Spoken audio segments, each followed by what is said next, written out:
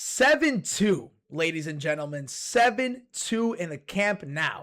What a freaking game we just witnessed against Newcastle and Barcelona. That was an incredible 2 legs. I predicted it perfectly. I did say that in the first leg, Barcelona were going to have a hard game. But what I predicted for the second game was a 3-0 victory for Barca. 7-2. I did not expect that. I'll be very honest with you. I did not expect, first of all, Newcastle to get 2 goals in the first half in Camp Nou, but 7 was incredible. I was witnessing something magical when I started to see them just kick the ball around, flow. It was that Barca spirit all over again. When we used to see Messi, Suarez, Neymar with the offense, you could just see it. It was flowing. You could see that Pedri had the ball on a string, Fermin on a string, Bernal on a string. It was a crazy freaking game to witness. I'm so happy that I turned on that TV to watch. And I'm sure if you guys were watching as well, you would have been just as happy seeing 9 different goals in the same game. What an incredible game. And I'm happy that it didn't get too carried away for the fans' sake until the second half. Like, I was happy it was a 3-2 score because, you know, no one at that point, if it was like 3 or 4-0 at half, we wouldn't have loved it as much. It was, I mean, you know, you still seeing that and you still loving it, but you know what I'm saying? It would have been not as competitive for the game. Now, let's go over to the score and see everyone's ratings. Lewandowski getting a 9.1. Yes, he had 2 goals, but I think 9.1 is a lot. I think it's too high for what was happening. I don't expect that the 9.1 rating comes from everything besides the 2 goals. You know, he scored 2 goals and they were good goals. Don't get me wrong, they were very nice goals, but I don't think he played, especially that first half. He was playing a little shaky. I didn't really like his first half performance. So for me to see 9.1, okay, I mean, I'm not going to hate it because, you know, love Lewandowski, but didn't think it was really deserved that much. Fermin, 8.4 rating. I think that's deserved. I think maybe even a little higher, maybe like an 8.7. I thought he played absolutely phenomenal the entire game. And I should have called it out prior to the game that he was going to do well because I was thinking it. But man, Fermin played unbelievable. Bernal is 7.5. It's about right. He also played unbelievable. He is a player, man. He's a baller. This team right now from Barcelona, they have such youth and such talent. They have the potential to be freaking dangerous the next decade, man, if they all stick together. Pedri, 6.8. I think that's about right. I didn't think he played a great game, or I didn't also think he played a bad game. I think 6.8 is about right. Lamine, 8.4 sounds about right. He didn't play top tier, what we're, you know, used to seeing Lamine play when he has those insane games. But at the same time, he played well enough that he's deserving of at least an 8.4 rating. I thought he was super creative up top. I thought he was very dangerous. I thought he made, you know, the defense really scared and put a lot of pressure on them. So I thought he was a good performance from him. Someone that I think is a little too low, 4.6 from my boy Lewis Hall. I get it. They got 7 goals scored on, but Lewis Hall played pretty decently. I mean, the second half they got, you know, taken away from them, but I thought he played pretty decent, especially in that first half when he basically was a part of both goals that they scored. So it's a little surprising that it was that low, 4.6. Looks like that they're rating it based on the fact that they got scored on as a defense, and Alanga got 8.6 because of the offensive side that he scored 2 goals.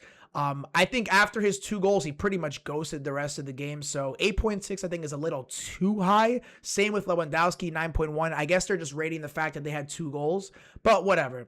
Trippier, now. Trippier had just screwed up, didn't he?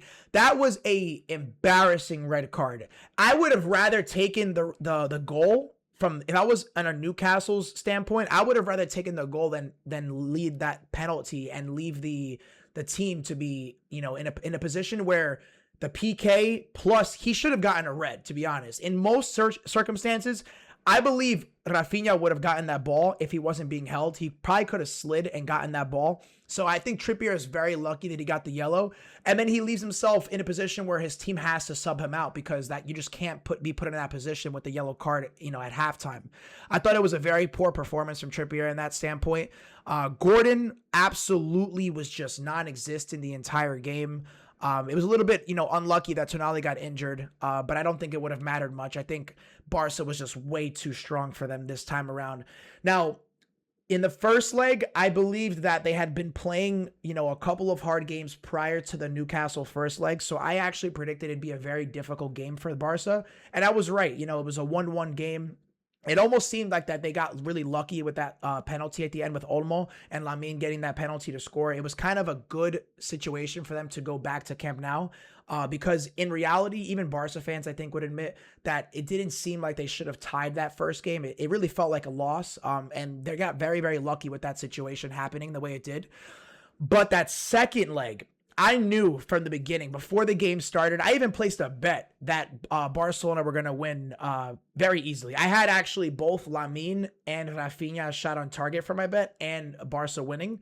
But in my video on TikTok and in YouTube Shorts, I actually said Lamine and Rafinha would both score. That's how confident I was that they would have a very successful offense that day. It just felt right. If you saw Hansi Flick over the weekend did such great tactics against Sevilla.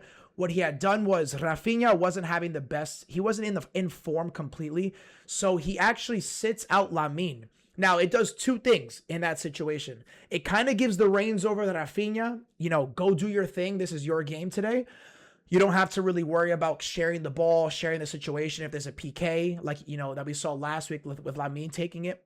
Rafinha was able to take 2 PKs, really get himself back in that confidence, in that form, and he had the hat trick against Sevilla. Lamine, sitting him out was the best thing they could have done leading up to the second leg for Newcastle, because what had happened was, obviously he came in against Sevilla around the 67th minute, but that gives him fresh legs and a fresh confidence boost leading into Newcastle.